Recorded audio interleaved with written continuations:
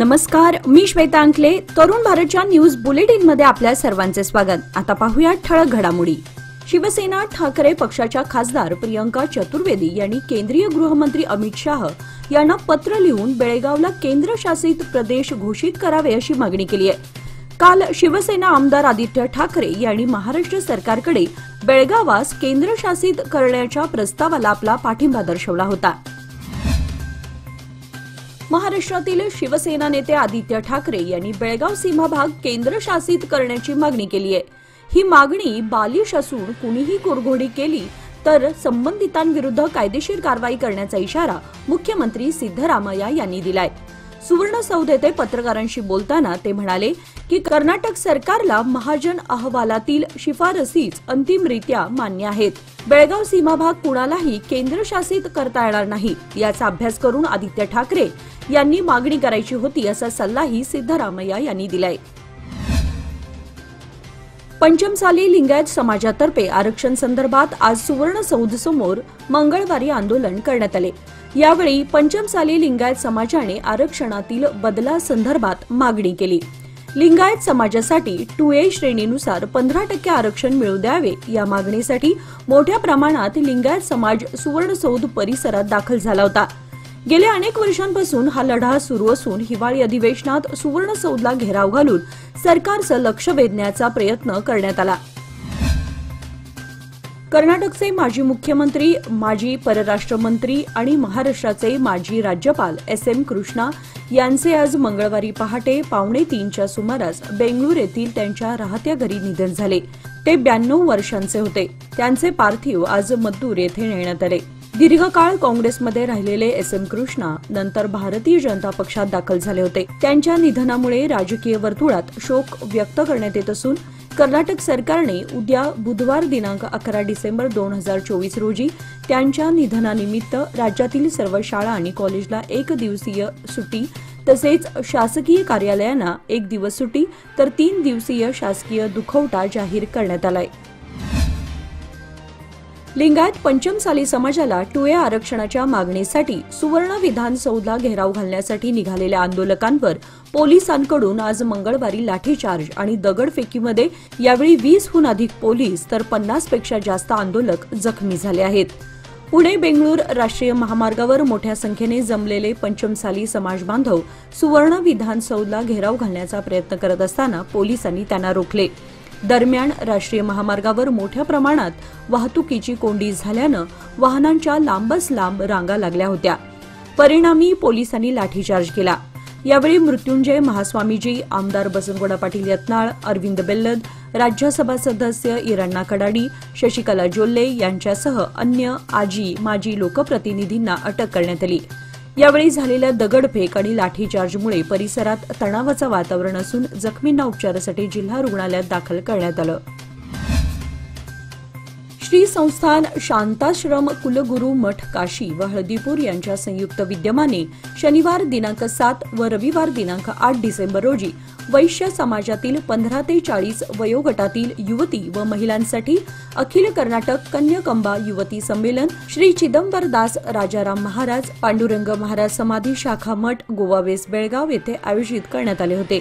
या संमेलनादरम्यान भाषण, चर्चासत्र, गीतापठण, नृत्य स्पर्धा, अग्निविरहित पाककला अशा स्पर्धा घेण्यात आल्या. या शिबिरामध्ये 70हून अधिक शिबिरार्थींनी सहभाग घेतला होता.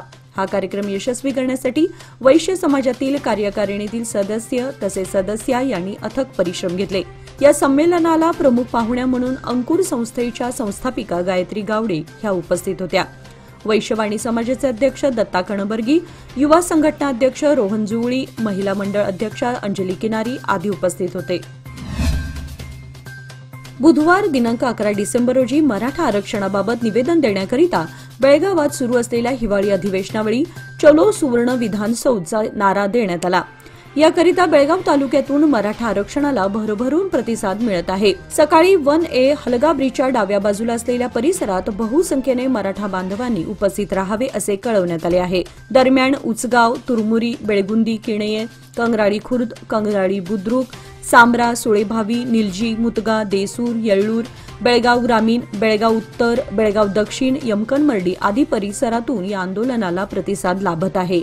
सादर आहे लोकमान्य दुर्गा शक्ती योजना, जी देते तुमच्या गुंतवणुकीवर 10.25% परतावा, तेही फक्त 18 महिन्यांमध्ये। सोबत 1 लाखापर्यंत व्यक्तिगत अपघाती विमा विनामूल्य उपलब्ध। अधिक माहितीसाठी आजच कॉल करा 1800-212-4050। फक्त सभासदांकरिता, अटी लागू। लोकमान्य, जिथं पैसा वाढतो आणि नातं वृद्धिंगत होतं।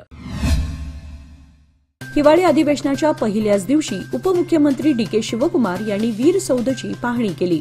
1924 रोजी बेळगावात महात्मा गांधी यांच्या अध्यक्षतेखाली झालेल्या काँग्रेसच्या राष्ट्रीय अधिवेशनाची शताब्दी यंदा भव्य प्रमाणात साजरी केली जाणार आहे। 26 डिसेंबरपासून गांधी भारत या नावाने या कार्यक्रमाची सुरुवात होणार आहे। सीपीएड मैदानावर या कार्यक्रमाचा प्रारंभ होणार असून वर्षभर विविध कार्यक्रमांचे आयोजन केलं जाणार आहे। या कार्यक्रमाची तयारी काँग्रेस पक्ष व राज्य शासनाकडून सुरू करण्यात आली आहे, त्याचा आढावा घेण्यात आला। बेळगाव आणि कर्नाटकमधील सीमा भागातील मराठी माणसावर कर्नाटक सरकारने पुन्हा एकदा दडपशाही सुरू केली आहे। काल सोमवारी महाराष्ट्र एकीकरण समितीचा मेळावा कर्नाटक प्रशासनानं होऊ दिला नाही। याच्या निषेधार्थ महाराष्ट्रातून सत्ताधारी आणि विरोधक यांच्या प्रतिक्रिया उमटत आहेत। दरम्यान जर देशातील काश्मीर सारखा प्रश्न सुटतोय तर सीमा प्रश्न का सुटणार नाही, असं चंदगड मतदारसंघातील आमदार शिवाजी पाटील यांनी म्हटलंय। कर्नाटक महाराष्ट्र सीमा प्रश्न अनेक वर्षांपासून प्रलंबित आहे। मुख्यमंत्री देवेंद्र फडणवीस यांनी याबाबतची माहिती घेतली असून केंद्र सरकारशी बोलून यावर नक्कीच तोडगा निघेल। पंतप्रधान नरेंद्र मोदी, केंद्रीय गृहमंत्री अमित शहा आणि मुख्यमंत्री देवेंद्र फडणवीस यांची सीमा प्रश्न सोडवण्यासाठीची भूमिका सकारात्मक आहे, असा विश्वास चंदगडचे आमदार शिवाजी पाटील यांनी व्यक्त केलाय। बेळगाव येथे कर्नाटक विधिमंडळाचे हिवाळी अधिवेशन सुरू असतानाच राज्याचे माजी मुख्यमंत्री व देशातील एक बडे राजकीय व्यक्तिमत्व एस.एम. कृष्णा यांचे आज मंगळवारी निधन झाले। एस.एम. कृष्णा यांच्या निधनानिमित्त कर्नाटक सरकारने 3 दिवसांचा राजकीय शोक जाहीर केलाय। सर्व सरकारी कार्यालयांवर झेंडे अर्ध्यावर फडकवले जातील। 3 दिवस कोणतेही शासकीय कार्यक्रम किंवा मनोरंजनाचे कार्यक्रम होणार नाहीत, असे आदेशात नमूद करण्यात आले आहे। उपमुख्यमंत्री डी.के. शिवकुमार म्हणाले की सरकार कृष्णा यांच्या अंत्यसंस्काराला त्यांच्या मूळ गावी मद्दूर येथे पूर्ण राज्य सन्मान देईल, जिथे बुधवारी दुपारी 4 वाजता अंतिम संस्कार केले जातील। बेंगळूरमध्ये उद्या सकाळी 8 वाजेपर्यंत आणि बुधवारी मद्दूरमध्ये सकाळी 10:30 ते दुपारी 3 या वेळेमध्ये दिवंगत एस.एम. कृष्णा यांना अंतिम श्रद्धांजली वाहण्यासाठी जनतेला परवानगीही सरकारने दिली आहे। दरम्यान हिवाळी अधिवेशनात आजच्या दुसऱ्या दिवशी विधानसभा आणि विधान परिषदेत एस.एम. कृष्णा यांना श्रद्धांजली वाहून दोन्ही सभागृह गुरुवारी सकाळपर्यंत तहकूब करण्यात आला आहे। कृष्णा अप्पर प्रकल्प पूर्ण करण्यासाठी विजापूर व बागलकोट या दोन्ही जिल्ह्यातील आमदार व खासदार शासनाचे लक्ष वेधणार असल्याचे विधिमंडळाचे आमदार सुनील गौडा पाटील यांनी सांगितले। हा प्रकल्प झाल्यास आलमट्टी जलाशयाची उंची 524.256 मीटरने पूर्ण करावी। या मागणीसाठी बागलकोट येथील पीडित संघर्ष समितीने आयोजित केलेल्या अहोरात्री धरणे आंदोलनात सहभागी झाल्यानंतर ते बोलत होते। सदर योजना पूर्ण झाली तर याचा फायदा केवळ 2 जिल्ह्यांनाच नाही तर उत्तर कर्नाटकातील 8 जिल्ह्यांनाही होणार आहे। 16 लाख हेक्टर क्षेत्राला सिंचनाची सुविधा मिळणार आहे, त्यामुळे शेतकऱ्यांचे जीवनमान उंचावेल। दोन्ही जिल्ह्यातील 18 आमदार पक्षविरहित लढ्याला पाठिंबा देणार आहेत। राज्य आणि केंद्र सरकारने या प्रकल्पासाठी आवश्यक निधी उपलब्ध करून द्यावा अशी मागणीही त्यांनी केली। 20व्या शतकात निपाणी तालुक्यात नदी असूनही पाण्यापासून शेतकरी आणि नागरिकांना वंचित राहावं लागत होतं।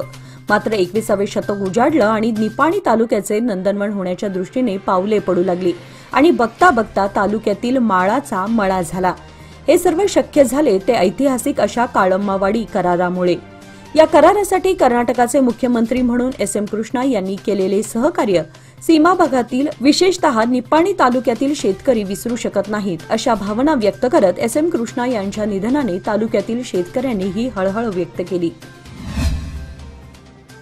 कोगनोळी येथील राष्ट्रीय महामार्ग क्रमांक 4 वर असलेल्या न्यू इंग्लिश स्कूलच्या पाठीमागील बाजूस रविवारी मध्यरात्रीच्या सुमारास गवा रेड्याचं दर्शन घडलंय। त्यामुळे शेतकरी आणि नागरिकांनी सतर्क राहण्याची गरज निर्माण झाली आहे। प्राणीमित्र अनिल ढोले यांनी सोमवारी सकाळी पाहणी केली असता पायांच्या ठशांवरून गव्याने नलवडे फार्म हाऊस येथून करनूर कोगनोळी रस्ता क्रॉस केला असावा असा अंदाज आहे। तसेच एका शेतात पायाचे ठसे आणि नुकसान झालेले शेतकऱ्याला आढळून आले। करनूर कोगनोळी परिसरातील नागरिकांनी आणि शेतकऱ्यांनी रात्री शेतीला पाणी देण्यासाठी जात असताना सतर्क राहण्याचे आवाहन रेस्को फोर्सने केलं आहे। एखाद्या ठिकाणी या गव्याचे पुन्हा दर्शन झाले तर नागरिकांनी रेस्को फोर्सशी संपर्क साधावा। कोगनोळी परिसरामध्ये गवा आल्याची बातमी सोशल मीडियावर पसरताच नागरिकांमध्ये भीतीचं वातावरण पसरलंय। एकसंबा येथील चन्नम्मा सर्कल नजीक ट्रॅक्टर दुचाकीमध्ये झालेल्या अपघातात युवक ठार झाल्याची घटना सोमवारी सायंकाळी घडली। चाऊस शौकत डांगे वय 42 असं मृत झालेल्या व्यक्तीचं नाव आहे। याबाबत पोलीस स्थानकातून मिळालेली अधिक माहिती अशी की एकसंबाहून नणदी फॅक्टरीकडे ऊस वाहतूक करणाऱ्या ट्रॅक्टर आणि मृत चाऊस शौकत डांगे हे एकसंबा शहरातील राणी चन्नम्मा सर्कलकडे जात असताना झालेल्या अपघातात चाऊस यांच्या हातापायाला पोटाला गंभीर दुखापत झाली। दरम्यान ट्रॅक्टर चालक फरार झालाय। जखमी चाऊस यांना अधिक उपचारासाठी बेळगावकडे हलवताना त्यांचा मृत्यू झाला। याचबरोबर आजचे बातमीपत्र इथे संपले। अधिक माहिती आणि ताज्या घडामोडींसाठी पाहत रहा तरुण भारत न्यूज चॅनल। तसेच आमच्या चॅनलला लाईक, शेअर आणि सबस्क्राईब करायला विसरू नका। आणि विश्वासार्ह बातम्यांसाठी दररोज वाचा दैनिक तरुण भारत। धन्यवाद।